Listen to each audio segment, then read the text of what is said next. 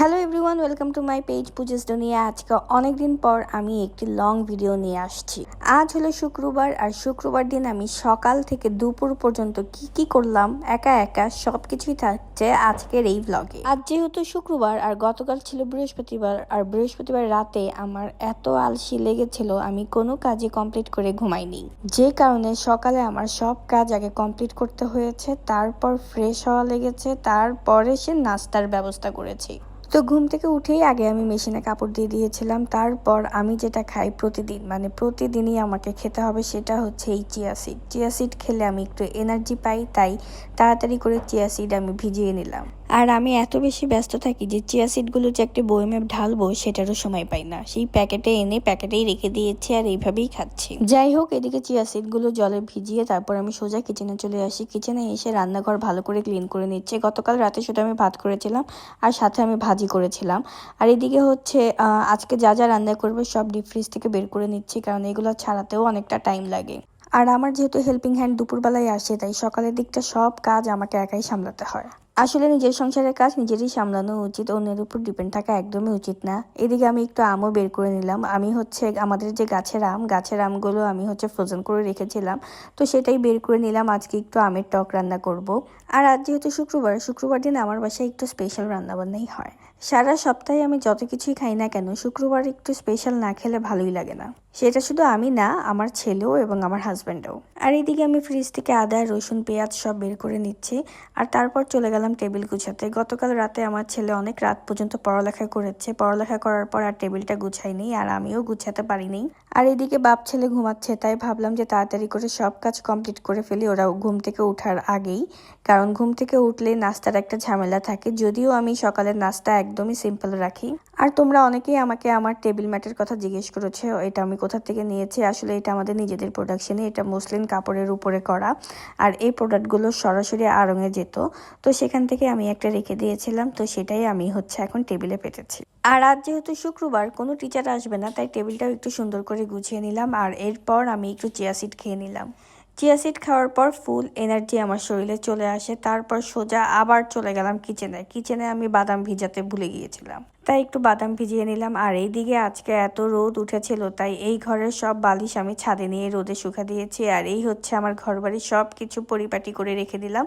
এখনও কিন্তু কেউ ঘুম থেকে উঠে নেই। এরপর সব ক্লিন করে আমি আবার চলে গেলাম কিচেনে। আসলে সকাল থেকে কিচেন আমাকে কোনোভাবে ছাড়তেই চায় না। ইদানিং আমি এই আড়ংয়ের ডেইরি মিল্কটা প্রচন্ড রকমের খাচ্ছি। এই মিল্কটা কেমন অবশ্যই তোমরা আমাকে কমেন্ট বক্সে জানাবে। এটা কি খাওয়া ঠিক হচ্ছে প্রতিদিন? আর এমনিতেও আমি এই দুধ মাঝে মাঝে ওভেনে শুধু গরম করে নিই, আর মাঝে মাঝে হঠাৎ জাল দিই। তো আজকে ভাবলাম একটু ভালো করে জাল দিয়ে নিই।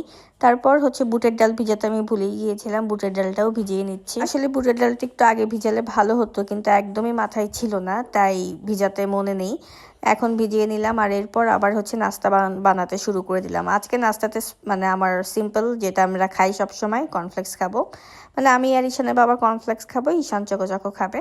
আসলে এটাই আমার কাছে মনে হয় যে খুবই সিম্পল একটা ব্রেকফাস্ট। আর হ্যাঁ, সাথে কিন্তু ডিমও থাকবে। মানে ডিমটা একটু পরে খাবো। অনেক সময় দেখা যায় যে আমরা আগে ডিম সেদ্ধ খেয়ে নিই, তারপর কিছুক্ষণ বাদে হচ্ছে কর্নফ্লেক্স খাই, কিন্তু আজকে উল্টো, আজকে আগে আমরা কর্নফ্লেক্স খাবো, পরে আমরা ডিম খাবো। কারণ ফ্রিজ খুলে দেখি ডিম আছে মাত্র একটা।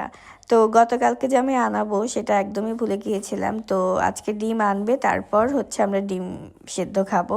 তো এখন আমরা সবাই মিলে ব্রেকফাস্ট করে নিলাম। তারপর আমি সোজা চলে গেলাম কিচেনে গিয়ে একটা একটা কাজ, মানে প্রথমে আগে আমি মাছ ধুয়ে নিচ্ছি। মাছ ধুয়ে ভালো করে লবণ হলুদ দিয়ে ভালো করে মেখে রাখবো।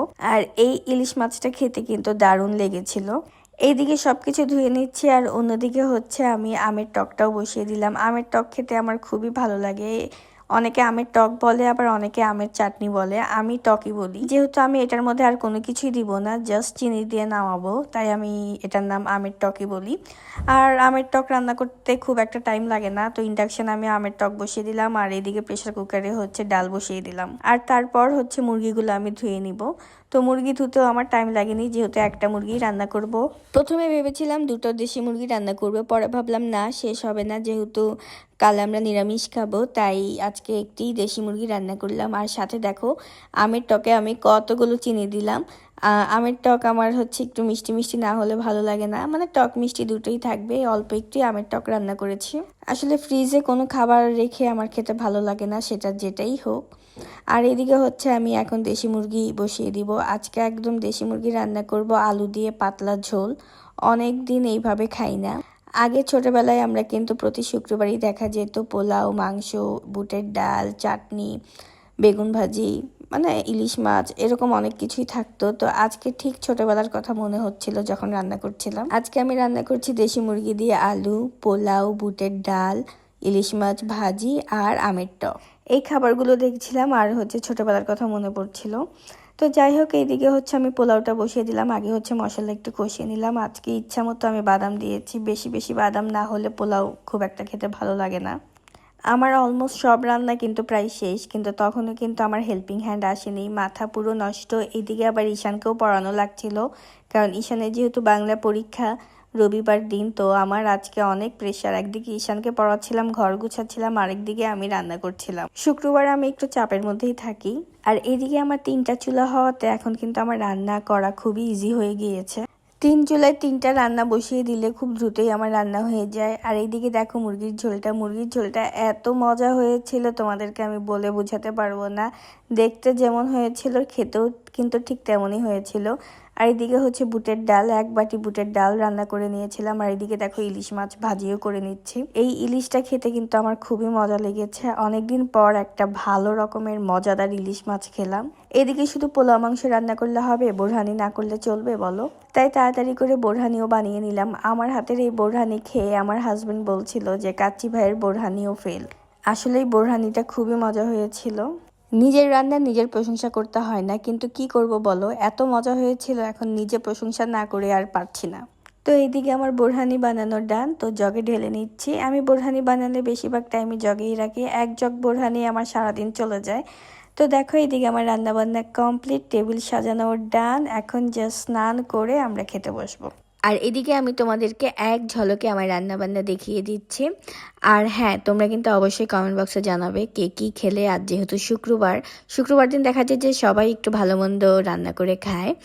আর এইদিকে দেখো আমি একদমই টায়ার্ড, এখন জাস্ট স্নান করব, স্নান করে তারপর খেতে বসবো। তো এই ছিল আমার আজকের ভ্লগ। আশা করি তোমাদের কাছে ভালো লেগেছে। সবাই ভালো থাকবে, সুস্থ থাকবে। টাটা।